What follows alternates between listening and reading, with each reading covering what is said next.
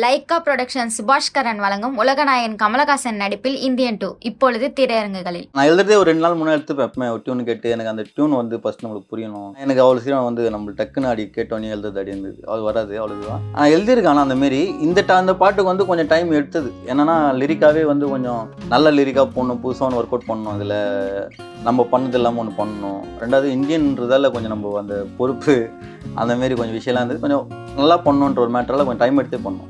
பார்த்து மண்டபத்திரம் ஈட்டானா உண்டா குத்துரும். அதாவது உஷாராக இருந்துக்க. தாத்தா வந்து டென்ஷன் ஆகிட்டாருன்னா தான் வாங்கணும். சரி, பிக்ஸு வந்து கூட தக்ஸாக விளாடும். பெரியவர் வந்துட்டாருன்னா ஃபுல்லாக தக்ஸு தான், தக் மோட் தான் அப்படின்ற மாரி.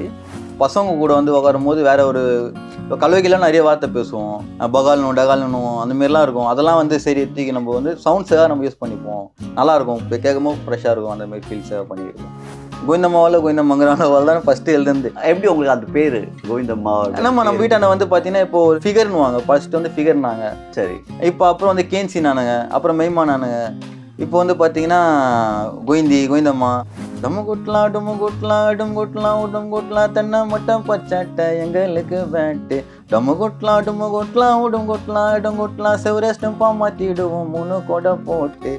நாங்கள் நர எங்க கட்டி தர இல்லை, எனக்கு ஸ்டார்டிங்கில் இருந்தது. அது நிறைய இது கூப்பிட்டுருந்தாங்க. அதுக்கப்புறம் போனேன்னு தெரில. அது பெருசாக நீங்கள் சொன்ன மாரி ஆடி லான்ச்லாம் சில இது.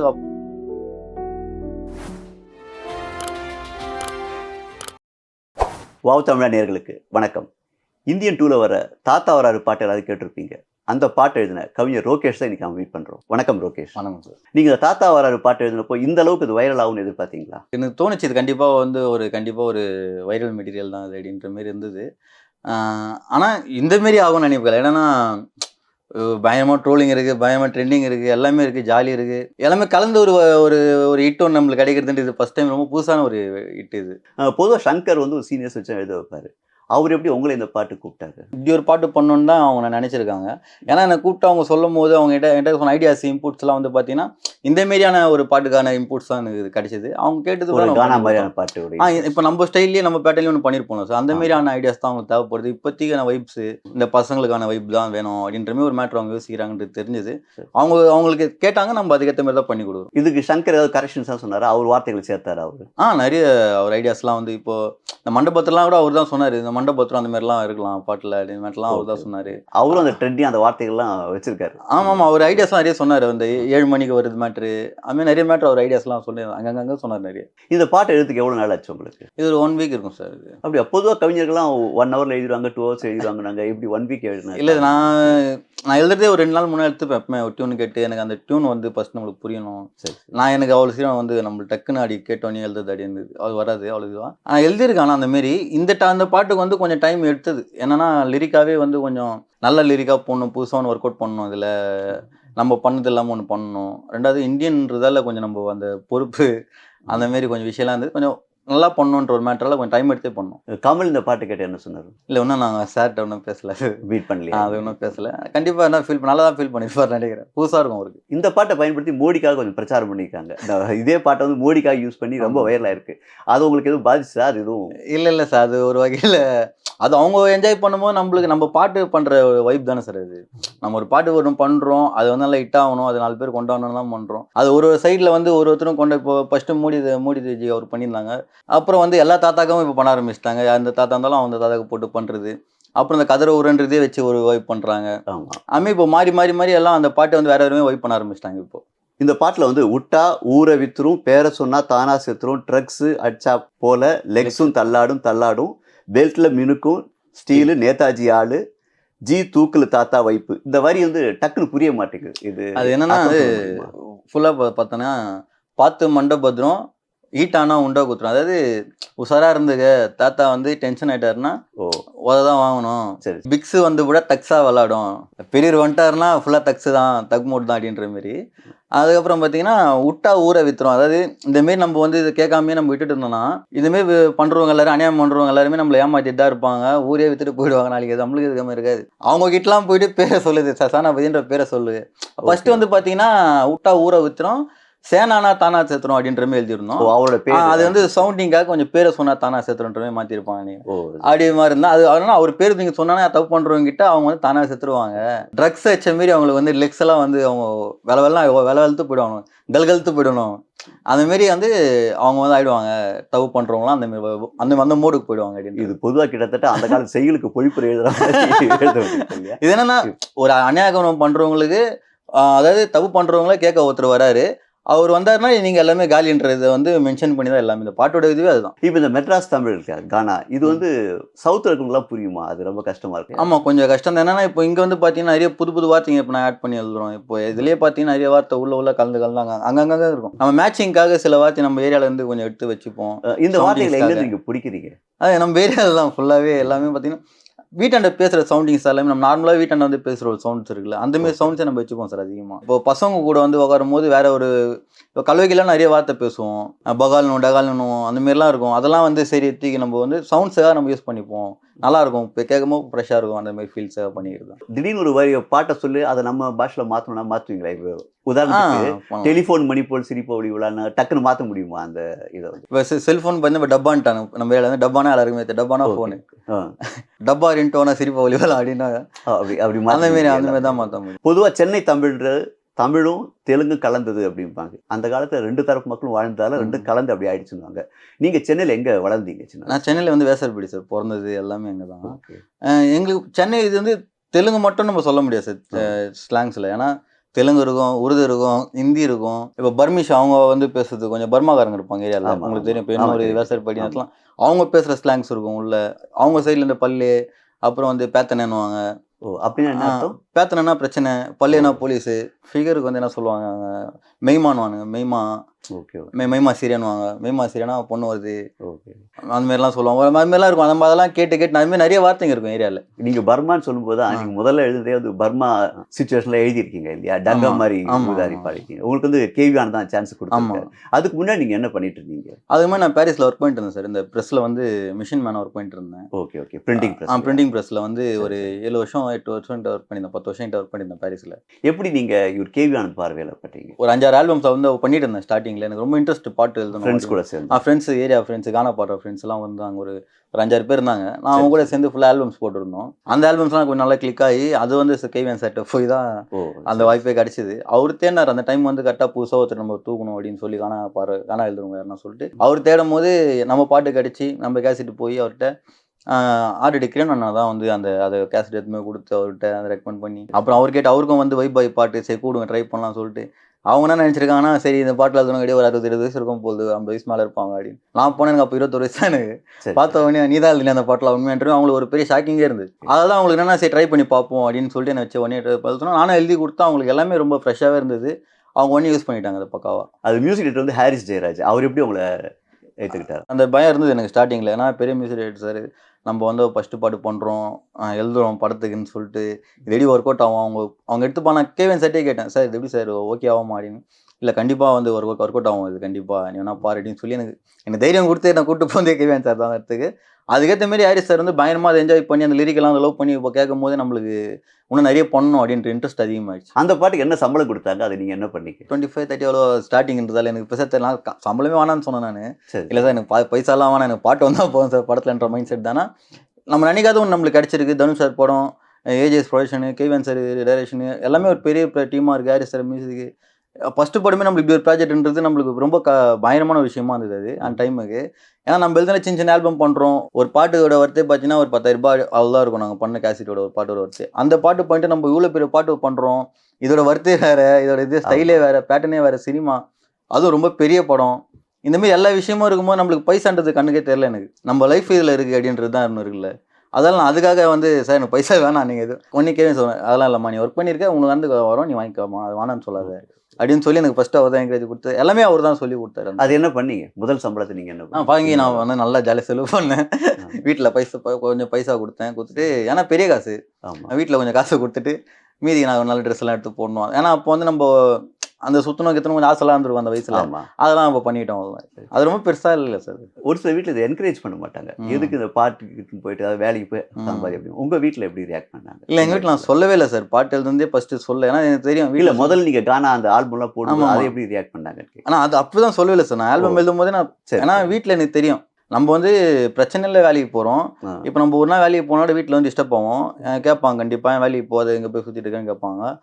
என்ன ஆச்சு சம்பளம் வந்து இவ்வளோ காசு கொடுத்தே அவனை வருமானா அப்படி இருக்கும்போது நான் வந்து லீவ் போட்டுனா வீட்டில் தெரிஞ்சிடும். நான் அதை மேனேஜ் பண்ணணும். காசும் வந்து கம்மியாக கொடுக்கக்கூடாது, கரெக்டாக கொடுக்கணும். அப்படின்றப்ப நான் வந்து ஓவர் டைம் பார்ப்பேன். வேலைக்கு போயிட்டு எக்ஸ்ட்ரா டைம் பார்த்துட்டு அந்த காசு அட்ஜஸ்ட் பண்ணி ஒரு நாள் லீவ் போட்டுனா அடுத்த நாள் ஓவர் டைம். ஆமாம், ஓவர் டைம் பார்த்து அந்த காசு அப்படியே ஓவர் டைம் நைட் வேலை எதனா செஞ்சு அது வீட்டுக்கு தெரியாத அளவுக்கு நான் மெயின்டைன் பண்ணிட்டே வச்சுட்டு இருந்தேன். அப்படியே கொஞ்சம் இது படத்தில் எழுதின உடனே தெரிஞ்சிச்சு. எல்லாருமே வந்து சொல்லிட்டாங்க வீட்டில் என்ன பையன் படத்தில் பாட்டு எழுதிக்கிறான் அப்படி இப்படின்னு சொல்லி எல்லாம் சொன்ன உடனே என்னால் அப்புறம் மறைக்க முடியல. அது வரைக்கும் ஒரு டவுட் இருந்தது. ஸ்டார்டிங்கில் சுத்தமாக தெரியாமல் தான் வச்சுட்டு இருந்தேன். ஒரு 2 வருஷம் அப்படியே மெயின்டைன் பண்ணிட்டே இருந்தேன்.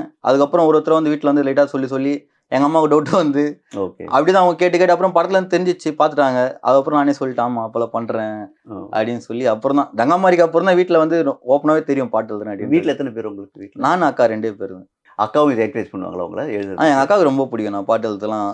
நான் சொல்ல மாட்டேன் அதிகமாக என்ன பண்ணுறேன் அப்படின்றது வீட்டில். அவங்க வந்து பார்த்துட்டு யூடியூப்பில் பார்த்துட்டு இதுலேயே பார்த்துட்டு கேட்கும் போது தான் வந்து கேட்பாங்க, ஏன்னா எதுவும் சொல்ல மாட்டேடா ஒர்க் பண்ண நான் சொல்கிறா ஃபஸ்ட்டு அப்படின்னு கேட்பாங்க. நான் சொல்ல மாட்டேன். அதெல்லாம் அவங்க ரொம்ப விரும்புவாங்க. ஏன் நம்மகிட்ட சொல்ல மாட்டான் அப்படின்றது. அவங்க வந்து ரொம்ப என்ஜாய் பண்ணுவாங்க. நம்ம எழுதுகிற பாட்டெலாம் கேட்டு சூப்பராக இருந்துச்சுடா. அவங்க பேசும்போது நமக்கு தெரியும் அவங்க அவ்வளோ ஹாப்பியாக இருக்கிறாங்க அப்படின்றது. இப்போ ஒரு பாட்டு உங்களுக்கு ஹிட் ஆனோடனே நீங்கள் நினச்சிப்பேன் ஃப்யூச்சரில் நிறைய பாடல் வரப்போகுது, நிறைய இது வரப்போகுது, ரொம்ப பணக்காரன் அந்த மாதிரி ஆசை வந்து இருக்கும். அந்த மாதிரி நடந்துச்சா? இல்லை சார், எனக்கு வந்து பெருசாக அந்த மாதிரி ட்ரீமே எனக்கு கிடையாது சார். ஏன்னா எனக்கு இந்த பாட்டு கிடைச்சதுன்றதே நம்ம இப்போ ஒரு முயற்சி பண்ணி நம்மளுக்கு கிடைச்சா நம்ம அது ஒரு கோல் எடுத்து நம்ம ஒர்க் பண்ணுவோம். நம்மளுக்கு எதிர்பார்க்காத ஒன்று நம்மகிட்ட கிடைச்சிருக்கு.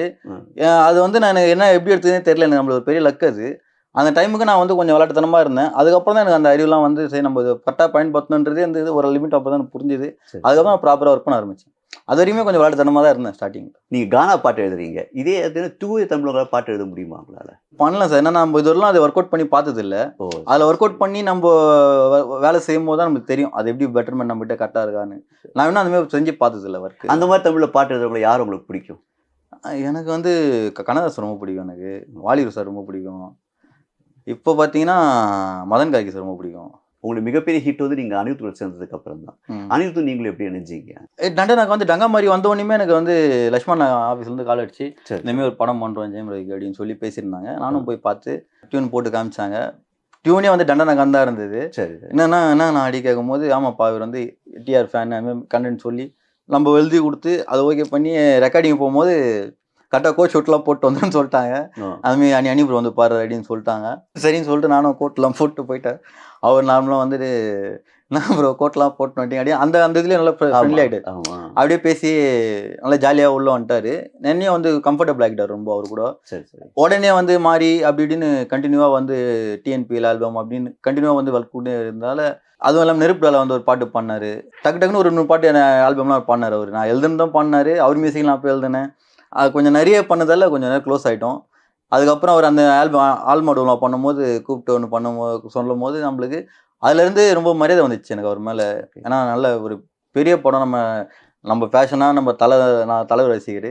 அவரோட படத்தில் எனக்கு வந்து ஒரு வாய்ப்பை கொடுத்து நம்ம எழுத வைக்கிறாரு. நம்ம ட்ரீமே வந்து அவர் நிறைவேற்றி கொடுக்குறாரு நம்ம கிட்டன்றப்போ நம்ம மேலே ஒரு தனி மரியாதை வரலாம் அவங்க மேலே. அந்த ஒரு ரெஸ்பெக்ட் எனக்கு ஜாஸ்தி. அதெல்லாம் ரொம்ப அவருக்கு எனக்கு நல்ல ஒரு பாண்டிங் ஒன்று இருக்கு. நீங்க அஜித்தை மீட் பண்ணீங்களா அது பாட்டு எழுதுறது? இல்லை, நான் இன்ன வரைக்கும் எப்படி அதாவது பெரிய நட்சத்திரங்களா பாட்டு எழுதிருக்கீங்க, அவங்க யாரையுமே மீட் பண்ணது இல்லையா நீங்க? இல்லை, நான் அந்த சொல்றீங்களா அவ்வளோ நான் போயிட்டு வந்துட்டு அது மாதிரிலாம் இல்லை. நான் இப்போ போவோம், நம்ம மியூசிக் டைரக்டர் நம்ம இந்த இடத்துலயே முடிச்சிடும், நம்ம வேலை முடிஞ்சிடும் நம்மளுக்கு. பொதுவாக உங்கள் பாட்டுக்கு வந்து ஹீரோ டான்ஸ் ஆடுறாங்கன்றது தனி, இன்னொரு ஹீரோ பாடவே செஞ்சிருக்காரு. அது கோவிந்தம்மாவால பாட்டு வந்து தனுஷ் பாடியிருக்காங்க இல்லையா? அப்போ அவரையாவது மீட் பண்ணீங்களா நீங்க? நான் இப்போ ரெக்கார்டிங் தனுஷ் சார் வந்து நான் அடிக்கடி மீட் பண்ணுவேன். ஏன்னா எங்க டங்காமாரியும் தனுஷ் சார் தான் வந்து பாடியிருப்பாரு. அப்போ நான் பாடும்போது ரெக்கார்டிங் அப்போ கூட இல்லை டங்காமாரி பாடும்போது. ஆனால் கோவிந்தம்மாவில் பாடும்போது பார்த்தீங்கன்னா எனக்கு கூப்பிட்டாங்க. ஏன்னா ஃபர்ஸ்ட் சார் பாடுற மாரி இல்லை, தனுஷ் சார் பாடுற மாரி இல்லை பாட்டு. வேற சிங்கர் போகலாம், இல்லைன்னா வந்து சந்தோஷ் ப்ரோவே பாடலாம் அப்படின்னு தான் வந்து பேசியிருந்தாங்க. அதுக்கப்புறம் வந்து தனுஷ் சாரே வந்து இல்லை நான் பாடுறேன்னு சொல்லி சொன்னதாக சொன்னாங்க. சாரே வந்து கேட்டு பாடுறாரு இந்த பாட்டு, அவர் பிடிச்சிருக்கு ரொம்ப அப்படின்னு சொல்லும் போது நம்மளுக்கு பயங்கர சந்தோஷமாயிடுச்சு. ரொம்ப நாள் கழிச்சு சார் வந்து நம்ம பாட்டை பாடுறாரு திருப்பி அப்படின்னு சொல்லிட்டு ரெக்கார்டிங் அப்போ கூடவே இருந்தேன். கூட இருக்கும்போது அவர் ஜாலி பண்ணி என்ஜாய் பண்ணி அந்த லிரிக்ஸ்லாம் பாடும்போது நம்மளுக்கு என்னன்னா அவர் நம்மகிட்ட சொன்ன கமெண்ட்ஸ்லாம் இருக்குல்ல, கவிஞர் லவ் பண்ணுறான் போது பயங்கரமா எழுதிறான் அப்படின்னு சொல்லும் போது அந்த விஷயம்லாம் எனக்கு ரொம்ப நல்லா இருந்தது. ரொம்ப என்ஜாய்மெண்ட்டாக இருந்தது அந்த ரெக்கார்டிங். இப்போ மற்ற பாடல்கள்லாம் கானாப்புல ஒரு குத்துப்பாட்டு மாதிரி இருக்கும், ஆனால் கோவிந்தமால அதுலேயே ஒரு மெலோடி மாதிரி ஆமா. இருக்கும். நீங்கள் பார்த்தீங்கன்னா அந்த இன்ஸ்பிரேஷன் எப்படி வந்துச்சு? இதே ஒரு மெலோடியா எழுதலாம் அப்படின்னு இல்லை என்னன்னா அது டியூனே வந்து மெலோடி தான் சார். என்னன்னா நம்மளுக்கு கூட்டு வெற்றிமாறன் சார் என்ன பண்ணாங்கன்னா சீன்ஸ்லாம் போட்டு காமிச்சாங்க. இந்த சீன்ஸுக்கு வந்து நம்ம மாண்டேஜஸ் மாரி சீன்ஸ்லாம் போட்டு காமிச்சாங்க. இது மேலே தான் பாட்டு வரும் அப்படின்றது. நீ என்ன உனக்கு ஐடியா பண்ணிட்டு நீ வந்து எழுதிக்கமா அப்படின்ற மாதிரி கொஞ்சம் இன்புட்ஸ்லாம் சொன்னாங்க. சரின்னு சொல்லிட்டு அந்த டியூன் கேட்கும் போதே நம்மளுக்கு அந்த டியூன் தான் அந்த ஃபீலே கொடுத்தது. சரி சரி. நான் கேட்டவொடனே ஃபர்ஸ்ட் எழுதின வார்த்தையே கோவிந்தம்மாவால் தான் எழுதேன். கோவிந்தம்மாவால் கோவிந்தமங்கரானவால் தான் ஃபர்ஸ்ட் எழுதுந்து. எப்படி உங்களுக்கு அந்த பேரு கோவிந்தம்மா? நம்ம வீட்டாண்ட வந்து பார்த்தீங்கன்னா இப்போ ஒரு ஃபிகர்னுவாங்க. ஃபர்ஸ்ட் வந்து ஃபிகர்னாங்க. சரி. இப்போ அப்புறம் வந்து கேன்சினானுங்க, அப்புறம் மெய்மானானுங்க. இப்போ வந்து பார்த்தீங்கன்னா கோவிந்தம்மா ஃபிகர்னா கோவிந்தம்மா. ஒரு பொண்ணை வந்து சும்மா ஒரு ஐடென்டி பண்ணி சொல்றதுக்காக சரி சரி அந்த கோவிந்தம்மா அப்படின்னுவாங்க. இப்போ உங்களுக்கு எனக்கு தெரிஞ்ச ஒரு பொண்ணு இருக்குன்னு வச்சிங்களேன், நான் வந்து சும்மா பேசும்போது விளையாட்டுக்காக தானே பேசுகிறோம். இப்போ உங்களுக்கு என்ன மட்டும் தான் தெரியும் அந்த பொண்ணு அந்த கோவிந்தம்மா அப்படின்னா அந்த பொண்ணு பேர் சொல்லாமல் அந்த பொண்ணை மென்ஷன் பண்ணுறது அர்த்தம். அந்த மாரி வந்து ஒரு வார்த்தை அது. அதை வந்து நம்ம லவ்வில் எடுத்துகிட்டு வந்து மென்ஷன் இப்போ நான் கோவிந்தா நீ கோவிந்தி அப்படின்ற மாரி. இப்போ நீங்கள் நிறைய ஹீரோஸ்க்கு எழுதியிருப்பீங்க கானா பாட்டு. அதில் கானா பாட்டு வந்து இவருக்கு தான் செட் ஆகும் அப்படின்னு எந்த ஹீரோ நினைக்கிறீங்க? தனுஷ் சாருக்கு ரொம்ப அடாப்டாக இருக்கும். ஆனால் எல்லாருக்குமே நம்ம ஒர்க் அவுட் பண்ண முடியும். இப்போ தனுஷ் சார் அவங்க ஃபேஸ் ரேட்னு அப்படின்னு கிடையாது. அவங்க நடிக்கிறது அந்த அவங்க உள்ளே இறங்குறது தானே அந்த எவ்வளோ அதிகமாக வந்து தனுஷ் குறிப்பு. தனுஷ் சாருக்கு எஸ்கேக்கும் நல்லா இருந்தது. டான்ல ஜலபுலஜாங் நல்லா கூட்டாச்சு அவருக்கும். இப்போ நீங்கள் நிறைய கானா பாட்டு எழுதியிருக்கீங்க. கானா பாட்டுக்கு வந்து உரிய அங்கீகாரம் இருக்கா தமிழ் சினிமாவில்? அது ஓகே தான் சார். என்னன்னா இப்போ நான் அதெல்லாம் அந்த மாதிரி நம்மள வேற மாதிரி இதெல்லாம் பார்க்குற மாதிரி அந்த மாதிரி விஷயம் நான் அதெல்லாம் ஃபீல் பண்ணதே கிடையாது. நம்மள ரெஸ்பெக்டோட தான் கூப்பிடுறாங்க, ரெஸ்பெக்டாக தான் வந்து ஹேண்டில் பண்ணுறாங்க. மரியாதை குறைவான்றது ஒரு விஷயம் நம்ம பார்த்ததே இல்லை. எந்த இடத்துல நம்மள வந்து ஒன்று நம்மள ஒதுக்கிட்டு ஒன்று பண்ணுறாங்க அந்த மாதிரிலாம் நம்ம ஃபீல் பண்ணதோட கிடையாது. இப்போ வைரமுத்து அவங்கலாம் வந்து இசை விழாக்கெல்லாம் கூப்பிட்டு ஸ்டேஜில் உட்கார வச்சு ரொம்ப கிராண்டாக பண்ணுவாங்க. அந்த இது வந்து கானா பாடல்களுக்கு இல்லையா அப்படின்னு கேட்குறேன். இல்லை எனக்கு ஸ்டார்டிங்கில் இருந்தது அது நிறைய இது கூப்பிட்டுருந்தாங்க. அதுக்கப்புறம் போனேன்னு தெரில. அது பெருசாக நீங்கள் சொன்ன மாதிரி ஆடி லான்ச்லாம் சில ஃபங்க்ஷன்லாம் கூப்பிட்டு ஏன்னா கவிஞர்களை உட்கார வச்சு அவங்கள பேச வைக்கிறது அப்படின்னு அந்த கல்ச்சர் இருந்துச்சு. ஆனால் அந்த கானா பாடுறவங்க யாருமே அந்த மாதிரி ஸ்டேஜில் உட்காந்து அப்படி ஒரு இது அதை வச்சு கேட்குறேன் நான். ஏன்னா அது உண்மையாக அது நீங்கள் சொன்ன மாதிரி அது கம்மியாச்சு தான் ஃபர்ஸ்ட்டோட. ஏன்னா ஃபர்ஸ்ட்லாம் அடிக்கடி கூடுவாங்க. எந்த பாட்டு வந்தாலுமே நம்மளை இப்போ டங்கா மாதிரி இருந்து எல்லாமே வந்து நம்மளை கூப்பிட்டு ஸ்டேஜில் உட்கார வச்சு அதெல்லாம் பண்ணாங்க எல்லாருமே. இப்போ பெரிய ஆடி லஞ்ச்லாம் கூட அதை பண்ணியிருந்தாங்க. ஆடி லஞ்ச் கூப்பிட்டு பேச இதெல்லாம் பண்ணியிருந்தாங்க. இந்தியன் டூக்கு உங்களை கூப்பிட்டுருந்தாங்களா? வந்து அவங்க அசிஸ்டன்ட் கால் பண்ணியிருந்தாங்க, பேசியிருந்தாங்க. ஆனால் என்னால் தான் வந்து சரியாக எடுத்து பண்ணிக்க முடியும். கொஞ்சம் வேறமே வேலைலாம் கொஞ்சம் இருந்ததால. ஆனால் உரிய அங்கீகாரன்றது கொஞ்சம் கொஞ்சம் அங்கீகாரன்றது கேர்லெஸ். அவங்க சைடில் ப்ரொடக்ஷன் சைடில் அவங்க தான் அதை கன்வே பண்ணணும் நம்மளுக்கு. அவங்க தான் சொல்லி ஆகணும். இப்போ பாடல் ஒரு பக்கம் இருக்கும். உங்கள் லைவ்லிவுட்டுக்கு நீங்கள் என்ன பண்ணுறீங்க? வாழ்க்கைக்கு என்ன பண்ணுறீங்க? வாழ்க்கைக்கு பாட்டு எழுதுறது, அப்புறம் அந்த ஸ்கிரிப்ட் ரைட்டிங், டைலாக் ரைட்டிங். என்னென்ன படத்துக்குலாம் ஸ்கிரிப்ட் பண்ணியிருக்கீங்க? நான் A1 பாரிஸ் எல்லாம் வந்து கூட டைலாக் ஸ்கிரிப்டில் சந்தானம் கூட ட்ராவல் பண்ணிட்டு. நான் ஜான்சன் சொல்லிட்டு டைரக்டர் அவர் கூட வந்து ஒர்க் பண்ணி. ரெண்டுமே சந்தானம் படங்கள். ஆமாம், ரெண்டுமே சந்தானம் படம்ன்றதுல அவங்க டீம் கூட. சந்தானம் தெரியும். இப்போ போய் பார்த்து பேசி அவருடைய அவரும் சொல்லுவார் எழுதுறா நல்லா எழுதுறாங்கலாம் சொல்லி அதான் அனுப்பிச்சுடுவார், நல்லா என்கரேஜ் பண்ணுவார். அவர் இல்லாமல் அந்த படத்துலலாம் பாட்டுலாம் அவர் நிறைய பாட்டுகள் எழுதுறாரு. பாரிஸ்லாம் A1 ரெண்டுத்துலேயும். பாரிஸ் ஜெயராஜ் ஃபுல்லாகவே வந்து ஒரு மெட்ராஸ் பாஷையாக தான் நிறைய இருக்கும். அதில் வந்து இப்போ நான் எழுதியிருந்தேன், அசல் குலா சொல்லிட்டு ஒருத்தர் எழுதியிருந்தேன். அப்புறம் மெட்ராஸ் மீன் சொல்லிட்டு இருப்பேன் ஃப்ரெண்டு தான். அப்போ நாங்கள்லாம் இப்போ மெட்ராஸ் மீன் நானும் பார்த்தீங்கன்னா பஜ்ஜா பஜ்ஜிகள் ஓப்பனிங் எழுதியிருந்தான். மிச்சம் நான் எழுதியிருப்பேன். அப்புறம் வந்து அசல் கோலர் நானும் சேர்ந்து அந்த மிச்ச பாட்டில் மிக்ஸ் பண்ணி எழுதியிருப்போம். அப்படி எல்லா லிரிக்குமே இருக்கும் அந்த படத்தில். உங்களுக்கு ஏதாவது நல்ல பாட்டு வாய்ப்பு வந்து அதுக்கப்புறம் தவற விட்டுருக்கீங்களா? இருக்கு நிறைய. வந்து டைமிங் கொஞ்சம் டிலே ஆகிறதால மிஸ் ஆகும். கொஞ்சம் அவங்க அஜெண்டா இருப்பாங்க, நம்மளுக்கு வந்து கொஞ்சம் டைம் எடுக்கும். அந்த டைமுக்கு அவங்க இருக்கிறதா அந்த மாதிரி நிறைய மிஸ் ஆயிருக்கு. தலைப்படம் வந்து லாஸ்ட்டாக துணிவு நினைக்கிறேன். துணிவில் அந்த சில்லா சில்லா பாட்டு அது வந்து ஃபஸ்ட்டு கேட்டிருந்தாங்க. தலைதே வந்து ஃபஸ்ட்டு வந்து ஃபோன் இல்லாமல் ஒரு பாட்டு மிக்ஸ் பண்ணியிருந்தேன். இதில் அதர் பாட்டு 2 பாட்டு மிஸ் பண்ணியிருக்கேன். பெரிய பெரிய பாட்டுன்னு சொன்னா எனக்கு ஃபீல் பண்ணுறேன். 2 பாட்டு ஃபீல் பண்ணுறேன். இது உற்சாகமான பாட்டுக்கு மட்டும்தான் கானாவை யூஸ் பண்ண முடியுமா? சோகத்துக்கு இருக்கு. இப்போ பார்த்தீங்கன்னா இப்போ டீசல்னு சொல்லிட்டு ஹரிஷ் அவரது வந்து பச்சை குத்திடுன்னு சொல்லிட்டு ஒரு பாட்டு ஒன்று பண்ணியிருக்கோம். இப்போ சரி சரி. இப்போ அதுவும் வந்து கோவிந்தம்மா அந்த மாதிரி பேட்டர்ன் தான், ஒரு மெலோடியா இருக்கும். ஆமாம். அதே மாதிரி பார்த்தீங்கன்னா லக்கா மாட்டின்னு சொல்லிட்டு VSOPயில் ஒரு பாட்டு பண்ணியிருந்தோம் ஆரியாக்கு அவங்களுக்கு. ஆமாம், அந்த பாட்டும் வந்து உங்களுக்கு பார்த்தீங்கன்னா அந்த மாரி லவ் மெலோடி தான் அதுவும் கொஞ்சம். ஆனால் ஃபீலிங்ஸில் இருக்கும் கொஞ்சம். அப்புறம் பார்த்தீங்கன்னா உங்களுக்கு நெருப்புறால வந்து அந்த மாதிரி பொண்ணுன்னு சொல்லிட்டு ஒரு பாட்டு பண்ணியிருப்போம். அதுவும் ஃபுல் லவ் மூடில் இருக்கும். அந்த மாரி கானா மெலோடிஸ் அப்படி பண்ணுவோம். ஆனால் நீங்கள் சொல்கிறேன்னு பியூராக தமிழ் நம்ம ஒர்க் அவுட் பண்ணி ஃபுல்லாக தமிழில் நம்ம ஒரு பாட்டு பண்ணதில்லை க்ளீனாக. நடுவில் நீங்கள் TNPLக்கும் பண்ணீங்க. ஆமாம், கிரிக்கெட். ஆமாம், கிரிக்கெட் உங்களுக்கு ரொம்ப இன்ட்ரெஸ்ட் இருக்கா? இருக்குது. நம்ம ஏரியா பசங்கன்றதால நம்ம எப்பவுமே ஃபுட்பால் கிரிக்கெட்டு கிரிக்கெட்டு கூட ஒரு கிரிக்கெட்டோட அதிகமாக பார்த்தீங்கன்னா ஃபுட்பால் பாக்ஸிங் தான் நம்மளுக்கு அதிகமான ஒரு ஈர்ப்பு அதிகமாக. ஏன்னா ஏரியாவில் எப்போவுமே நம்ம கூட பசங்கள்லேருந்து எல்லாருமே வந்து இதுதான் ஸ்போர்ட்ஸாக பார்ப்பாங்க. கிரிக்கெட்டும் சும்மா டைம் பாஸ் நம்ம வீட்டாண்ட விளையாடுறது தான். அதை வந்து நம்ம பெருசாக ஸ்போர்ட்ஸ் எடுத்துக்க முடியாது. ஆனால் இப்போ ஃபுட்பால்லையும் பாக்ஸிங்லையும் பார்த்தீங்கன்னா உங்களுக்கு வந்து நீங்கள் ஒரு 10th இருந்துன்னா ஒரு வேலைக்கு போயிடலாம். நீங்கள் கஸ்டம்ஸோ லைசெஃபோ ஏதோ ஒரு வேலைக்கு போயிடலாம். நல்ல உங்களோட ஸ்கில்ஸை டெவலப் பண்ணிட்டு போயிடலாம் உள்ள. ஆனால் கிரிக்கெட்டில் நம்ம அது கொஞ்சம் கஷ்டம் இல்லை, நிறைய கஷ்டம் இருக்குது அதில் இது வரையும் என்டர்டைன்மெண்ட் கேமிங் தான் நம்மளுக்கு கிரிக்கெட்டுன்றதால நம்ம எப்படி விளையாடுவோம் வீட்டாண்ட. என்ன சொல்லும் போது என்ன சொல்லிட்டாருன்னா அனி ப்ரோ வேறு அதுக்கு இது வந்து நம்ம வீட்டாண்ட எப்படி விளையாடிருப்போம், அந்த செவத்தில் கோடு போட்டு மாதிரிலாம் ஆடுவோம், அந்த மாரி விஷயத்தை வச்சு பண்ணுங்க நான் அப்படின்னாரு. நான் அதுக்கேற்ற மாரி நம்ம வீட்டை என்ன பண்ண பர்ச்சேட்டை வச்சு விளாடுவோம். செவத்தில் மட்டும் பாடி காட்ட முடியுமா? அது மட்டும் டம் கொட்டலாம் தென்னை மட்டும் பச்சட்டை எங்களுக்கு பேட்டு டம் கொட்டலாம் இடம் கொட்டலாம் செவரேஸ்டும் பா மாற்றிடுவோம் 3 கொடை போட்டு நாங்கள் நர எங்க கட்டி தர எதிர்த்து வர யாரு எங்க கதை குற வந்தா எதிரி போயிடணும் கதறி அதறி பதறி ஒழிடணும் செதறி அந்த மாதிரி வரும். அது பாடும்போது அது தெரியுது, அந்த தென்னம்பட்டை வச்சு ஆடுறது. ஆமா, சிவி அதை வச்சு ஆடுவாங்க. அதே மாதிரி பேட் கிரிக்கெட் ஆடுவாங்க பசங்க. அந்த மென்டாலிட்டி அப்படியே. ஆமா, நம்ம குழந்தையில விளையாடி இருப்போம்ல கிரிக்கெட்டை, அந்த லவ் தான் அது. இப்போ T20 வேர்ல்டு கப் ஜெயிச்சிருக்கு இந்தியா, அதை எப்படி பாக்குறீங்க? நல்லா உண்மையிலேயே பயங்கர என்ஜாய்மெண்ட்டாக தான் இருந்தது. என்னன்னா நம்ம ஜெயிச்சோன்றதோட அவங்க தோக்கிற டீம் பார்த்தா கொஞ்சம் கஷ்டமா இருந்தது அது. ஏன்னா அவங்களும் இதெல்லாம் ஜெயிக்கவே இல்லை ஒரு இது கூட அப்படின்றப்போ நம்மளுக்கு ஒரு நல்ல இதுதான் அது. ஏன்னா லாஸ்ட்டாக கூட மிஸ் பண்ணிட்டோம் வேர்ல்டு கப்பை. இது ஒரு நல்ல ஆறுதலாக இருந்தது. நீங்கள் வியாசர்பாடியில் இருக்கீங்க, உங்கள் ஏரியா எந்த அளவுக்கு உங்களுடைய சக்ஸஸ்க்கு உறுதுணையாக இருக்குது வியாசர்பாடி? இல்லை, என்னோட சக்ஸஸ்க்கு மெயினே நம்ம ஏரியா சப்போர்ட் தான். ஏன்னா நம்மளுக்கு பின்னாடி ஃபுல்லாகவே அதுதான் நிற்குது. ஏன்னா நம்ம வாரத்திலேருந்து எல்லாத்துலேயுமே நம்ம ஏரியா தெரியும். அது இல்லாமல் நம்ம ஒன்றுமே இல்லை ப்ரோ, நம்ம அடையாளமே அதுதான். நீங்கள் ஒரு பாட்டு எழுதுக்கு முன்னாடி அது மாதிரி ஏதாவது பேசுவீங்களா? வார்த்தைகள் கிடைக்கிறதுக்கு எங்கேயாவது போய் பேசுவீங்களா, இல்லை பழைய ஞாபகங்களை வச்சு எழுதுவீங்களா? இல்லை, நான் எப்போவுமே பசங்க கூட வந்து அதிகமாக இருப்பேன். என்னன்னா எங்கே போனாலும் பசங்க அந்த ஜோன்லேயே இருப்பேன். அப்போ தான் நிறைய நம்மளுக்கு அந்த ஆக்டிவாக நம்ம இருக்க முடியும். ஓகே, இப்போ கரண்ட்டில் நம்ம ஒரு விஷயம் நம்ம பண்ணுறோம் அப்படின்னா நம்ம அந்த மாதிரி டீம்ஸோட சுற்றுறது இருக்கிறது அதிகமாக அந்த வைப்பிங்கில் இருக்கிறதால தான் அது பண்ண முடியும். இப்போ பூமர்னு ஒரு வார்த்தை இருக்கு இப்போ. ஆமாம், அதே இது மெட்ராஸ் பாஷை என்ன இருக்கு அட்வைஸ் பண்ணுற பெரியவங்களுக்கு அந்த மாதிரி ஏதாவது வார்த்தை? இல்லை, இப்போ இது காமனாக இப்போ பூமர்ன்றது ஒன்று இருக்குது. அது அப்போத்துலேருந்தே இருக்குல்ல. நம்ம வேலை வேற மாரிலாம் சொல்லுவானுங்க, நம்ம அதெல்லாம் பெருசாக ஒரு மாதிரி சொல்லுவானுங்க. அது எட்டன்னு வானுங்க, பொட்டன்னு வானுங்க, சிக்கோன்னு வானுங்க. சிக்கோனா வந்து பிரச்சனை. ஓ சரி. இப்போ நீங்கள் வந்து பிரச்சனையான ஆள் அப்படின்னா சிக்கமான கையன்வானுங்க. நீங்க வந்து கொஞ்சம் தலைவலியான கேஸ்னா பொட்டப்பா கோயந்தேன்னுவானுங்க. ஓ தலைவலி கேஸா பொடப்பா போட கோயந்தேன். சரி சரி. போட கோயந்தேன் கோயந்தன்ற வார்த்தை ரொம்ப யூஸ் பண்றாங்களோ?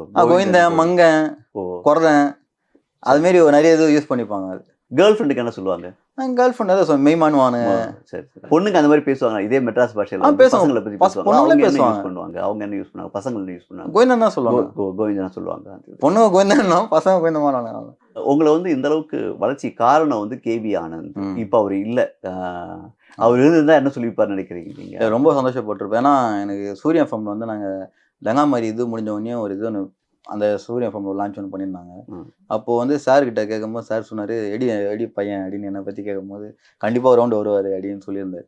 எனக்கு அந்த வார்த்தை அவனோட மைண்டில் நல்லாவே இருக்குது. எனக்கு நான் நீங்கள் எல்லா ஒர்க்கும் பண்ணும்போது எல்லாருக்கும் வந்து புதுசாக நம்ம இப்போ கமல் சாருக்கு பண்ணும்போது, ஏன்னா கமல் சார் நம்ம எதுவும் பண்ணல, ஃபஸ்ட்டு படம் பண்ணுறோம், அது பெரிய படம் பண்ணுறோம், இதெல்லாம் அவர் பார்த்துருந்தாருன்னா கண்டிப்பாக சந்தோஷப்பட்டிருப்பாரு. அவர் நீங்கள் சொன்ன வார்த்தை நீங்கள் நடக்குது அப்படின்றது அவர் கண்டிப்பாக ஃபீல் பண்ணியிருப்பார். அதை எனக்கு வந்து அவர் குருமாரி தான் அவர் சினிமாவில் சொல்ல போனால். எனக்கு ஸ்டார்டிங்லேயே சில இன்புட்ஸ்லாம் அவர் தான் வந்து கொடுத்து, ஏன்னா எனக்கு ஸ்டார்டிங்கில் என்ன பண்ணிட்டேன், நான் அவர்கிட்ட சொல்லிட்டேன் சார் எனக்கு எழுத முடியல சார் அப்படின்ற மாதிரி நான் சொல்லிட்டு சொன்னோன்னையும் அவனே எழுதலை சார், எனக்கு டைம் வேணும், நீ வந்துருமா அப்படின்னு நம்மளுக்கு ஒன்று கற்றுக் கொடுத்துருக்குல்ல. நம்மளுக்கு தெரியாத நம்ம ஒரு மிஸ்டேக் பண்ணுறோம், அதை நம்மளுக்கு சொல்லி அதை புரிய வச்சு இவன் தெரியாமல் பண்ணுறான், அதை நம்மளுக்கு புரிய வச்சா அவன் கரெக்டாக பண்ணுவான்னு ஒரு விஷயத்தை அவர் எனக்கு பண்ணி அதை புரிய வச்சார் அந்த சமயத்தில். அது வந்து அங்கேருந்தே நான் அதை புரிஞ்சுக்கிட்டு இனி வரையும் அதை ட்ராவல் பண்ணிட்டுருக்கேன்.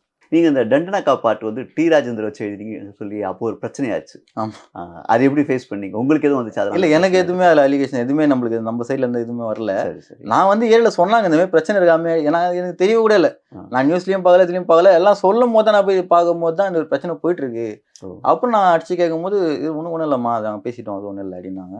ஆனால் என்னன்னா நம்ம ஃபேன் பாய் தான் பண்ணோம் அந்த பாட்டு அவருக்கு. ஆமாம், அவர் செலிப்ரேட் பண்ணி முதல் பாட்டு. ஆமாம், நீங்கள் ரஜினிக்கு எதுவும் பாட்டு எழுத வாய்ப்பு கிடைக்கல? இல்லை, இன்னும் அது இன்னும் வரல. ஆனால் ஆசை இருக்குது அவர் பண்ணணும் அப்படின்றது. பொதுவாக இந்தியன் 1 கம்பேர் பண்ணும்போது இந்தியன் 2 வந்து பாடல்கள் அந்தளவுக்கு ஹிட் ஆகலைன்னு ஒரு விமர்சனம் வந்து அனிருத் மேலே வைக்கிறாங்க.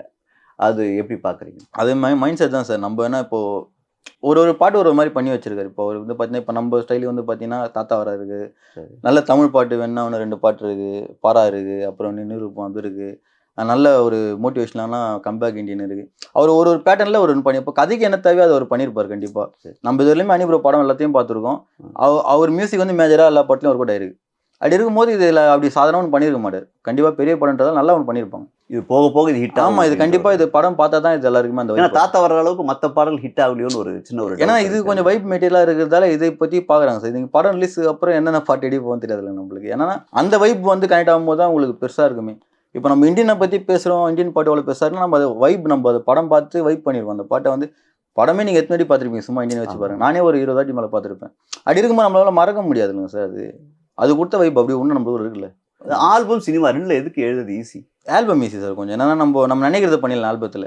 ஓகே. நம்ம நினைக்கிற வார்த்தையை அவங்ககிட்ட சொல்லி புரிய வைக்கலாம். நம்ம அதுக்கான ஸ்பேஸ் நம்மளுக்கு இருக்கும். ஆனால் சினிமாவில் வந்து பார்த்தீங்கன்னா அவங்க நினைக்கிறத நம்ம கொடுக்கணும். இப்போ ஆல்பத்தில் நம்ம ஒன்று பண்ணி நம்ம தான் அது ஒர்க் அவுட் பண்ணி ஆகணுன்றதால நம்ம எக்ஸ்ட்ரா புட்ஸ் என்ன வேணால் நம்ம இன்புட்டை நம்ம போட்டு நம்ம ஒன்று பண்ணலாம். புதுசாக ஒர்க் அவுட் பண்ணி வார்த்தை வச்சு எடுக்கலாம். ஆனால் சினிமாவில் வந்து பார்த்தீங்கன்னா அவங்களுக்கு வந்து இப்போ ஒரு மியூசிக் டைரக்டருக்கும் பிடிக்கணும், டைரக்டருக்கு பிடிக்கணும், டைரக்டர் கேட்க நம்ம பண்ணி ஆகணும். ரெண்டாவது அப்படி இருக்கும்போது நம்ம அவங்க கேட்க நம்ம கொடுத்தோம் இடத்துல. இது நம்ம நினைக்கிறத பண்ண முடியும் இடத்துல. என்ன இருந்தார் படத்துக்கு நீங்க முதல்ல பாட்டு எழுத ஆரம்பிச்சு அப்புறம் அது மிஸ் ஆச்சுல எப்படி அது? இல்லை எனக்கு தெரியவே தெரியாதுங்க சார். என்னன்னா என்கிட்ட வந்து பார்த்தீங்கன்னா மொபைலே கிடையாது என்கிட்ட. நான் பாரிஸ் லெவல் ஒர்க் பண்ணும்போதெல்லாம் செகண்ட் ஹேண்ட் மொபைல் தான் வாங்கி வச்சிருப்போம். அதுவும் ரிப்பேர் ஆகிடும் அந்தமாரி டைம் அது. அப்போ பார்த்தீங்கன்னா என் நம்பருக்கு வந்து சார் வந்து கேவிஎன் சார் தான் கூப்பிட்டுருக்காரு. கூப்பிட்டு மொபைல் சுவிச் ஆஃப்லேயே இருந்துருக்குது. என் ஃப்ரெண்டு ட்ரை பண்ணியிருக்காங்க. அவனும் வந்து இது சரியாக ரெஸ்பான்ஸ் இல்லைன்னு எப்படி உனக்கு பிடிக்கிறது. ஆனால் என் நம்பர் வந்து கொடுத்துருக்காரு சார். கேவிஎன் சார் அங்கே கொடுத்துருக்காரு. யார்கிட்ட கொடுத்துருக்காரு? கௌதம் சார் அந்த டீம்கிட்ட கொடுத்துருக்காரு. ரெக்கமெண்ட் பண்ணி ஆமாம் கேட்டிருக்காங்க. பாட்டு கேட்டு நல்லா இருக்கு, பாட்டு யார் பண்ணியிருக்காங்க, பண்ணியிருக்கான், நீங்கள் ட்ரை பண்ணுங்க நம்ம படத்துக்கு கேட்டீங்கன்னா சரி கண்டிப்பாக ட்ரை பண்ணுறேன்னு சொல்லிட்டு அப்பயே அந்த படத்துக்கு நம்மளை கேட்டிருக்காங்கன்றது எனக்கு தெரியவே தெரியாது. அப்புறம் சார் வந்து மீட் பண்ணும்போது ஏன்டா ஃபோனு என்னென்ன ஆச்சு உனக்கு ஃபோன் அப்படின்னும் போது இல்லை சார் மாரி ஃபோன் இல்லை சார் ஆயிடுச்சு அப்படின்னு கேட்டிருந்தாங்க. பெரிய படம் வந்தது, தலை படம் வந்தது, நீ என்ன அடி பண்ண உனவும் பிடி தானே ஆச்சு தனியாக. அப்புறம் அவர் சொல்லும் போது எனக்கு ரொம்ப கஷ்டமாச்சு. என்ன சார் சொல்கிறீங்க அப்படின்னு. ஏன்னா நம்ம அடுத்த படமே தலைக்கு வந்திருக்கு, நம்ம அதை மிஸ் பண்ணிட்டு உட்காந்துருக்கோம் அப்படின்னு ஒரு ஃபீலிங் சொன்னதில்ல. அது பயங்கரமாக இருந்தது சார் அப்போ எனக்கு. அதுவும் ஒரு ஃபோனால் நம்மளுக்கு ஒரு வாய்ப்பு, ஒரு அவ்வளோ பெரிய வாய்ப்பு மிஸ் பண்ணிடுவோம் நம்ம அப்படின்றதுலாம் ரொம்ப கஷ்டம். அந்த அளவுக்கு ஃபோன் இல்லாத அளவுக்கு ரொம்ப கஷ்டமா இருந்திருக்கீங்க. ஏன்னா அப்போ உண்மையில அவ்வளோ கஷ்டம் சார். ஏன்னா நான் சம்பாதிச்சதான் வீட்டுக்குன்றப்போ எனக்கும் நான் தான் பார்த்தேன். அப்போ வந்து அப்பா அம்மா பிரிஞ்சுட்டு இருந்தாங்க சார். அம்மா அம்மா பிரச்சனை, அவங்க பிரிஞ்சுட்டாங்க அவங்க சின்ன வயசுலேயே. ரொம்ப வருஷமா தனியாக தான் இருந்தாங்க. அம்மா கஷ்டப்பட்டு படிக்க வச்சு. ஆமா, அம்மா தனியா இருந்ததால தான் நானே வேலைக்கு போக ஆரம்பிச்சேன். அம்மா படிச்சீங்க நீங்க? நான் 9th டிஸ்கண்டினியூஸ் தான். நான் இப்போ நல்லா படிச்சவங்களுக்கு கிடைக்கிற புகழை விட உங்களுக்கு கொஞ்சம் நிறைய புகழ் கிடைச்சு. ஆனால் படிக்க முடியலையன்ற வருத்தம் உங்களுக்கு எப்போது இருந்திருக்கா? இல்லை சார், எனக்கு என்னன்னா நான் நல்லா படிப்பேன் ஸ்கூலில். சரி சரி. நான் ரேங்க் ஹோல்டர் வேறு. ஸ்கூலில் வந்து கிளாஸ் லீடரு அதுமாதிரி நிறைய இது இருந்தது. ஸ்கூல்லேயும் நல்லா படிப்பேன் வேறு. சரி. நிறைய விஷயம் இருந்தது. எனக்கு படிக்க இன்ட்ரெஸ்ட் இல்லை அப்படிலாம் கிடையவே கிடையாது. நான் வந்து ஜாலியாக இருப்பேன் ஸ்கூல்லேயே. 2 நாள் 3 நாள் சுற்றிட்டு ஸ்கூலுக்கே போவோம், கட்ட வச்சுட்டு அந்தமாரிலாம் இருப்பேன். ஆனால் நல்லா படிப்பேன். எல்லாம் போனோம், பாஸ் பண்ணிட்டு எல்லாம் போனோம். இன்ட்ரெஸ்ட் இல்லாமல் இல்லை, வீட்டில் பிரச்சனை. நம்ம கண்ணு பேர் பார்க்குறோம், அம்மா வேலைக்கு போய் நம்மளை காப்பாற்றுறாங்க, நம்ம அம்மா தான் நம்மளை பார்த்துக்கிறாங்க, அம்மா அவ்வளோ கஷ்டப்படுறாங்கன்னு நமக்கு தெரியும். ஏன்னா அப்போ வந்து பெரிய சம்பளமும் கிடையாது. அவங்களும் ப்ராப்பராக வந்து ஒரு வேலை அப்படின்லாம் கிடையாது. அவங்க ஒரு கம்பெனி வேலைலாம் போகிறாங்க, அவங்களுக்கு 100 ரூபா மேஸ் 110 ரூபா அதெல்லாம் வந்துருக்கும் சம்பளம். அதை வச்சுட்டு நம்மளை பார்க்குறாங்கன்ட்டு நம்ம கண்ணெதிர பார்க்குறோம், அது கஷ்டம் இல்லை சார் நம்மளுக்கு. அதெல்லாம் வந்து நான் டிஸ்கன்டினியூ பண்ணிட்டு வேலைக்கு போயிட்டு நான் அப்படியே. அந்த ப்ரெஸ் அந்த வேலையை தேர்ந்தெடுத்தீங்க? ப்ரெஸ் வேலை? ஏன்னா எங்கள் பெரியப்பா அவங்களாம் அதில் இருந்தாங்க அந்த வேலையில். அதில் எங்கள் பெரியப்பா கூட வந்து போயிட்டு அசிஸ்டண்டாக அப்படியே வேலைக்கு போயிட்டு கூட அப்படியே ஸ்டார்ட் பண்ணது தான். அது அப்படியே நல்லா பிக்கப் ஆயிடுச்சு எனக்கு அந்த வேலையை. உங்களோட எதிர்கால ஆசைகள்னு என்ன சொல்லலாம்? எதிர்கால ஆசை என்னங்க சார், நல்லா இருக்கணும் அவ்வளோதான். ஒரு வீடு சொந்தமாக அம்மாவை நல்லா வச்சுக்கணும். இப்போ இருக்கு சொந்த வீடு இல்லையா? வாடகை வீடு? வாடகை வீடு தான் சார். உங்களை சந்திச்சது மிக்க மகிழ்ச்சி. ரொம்ப நன்றி சார்.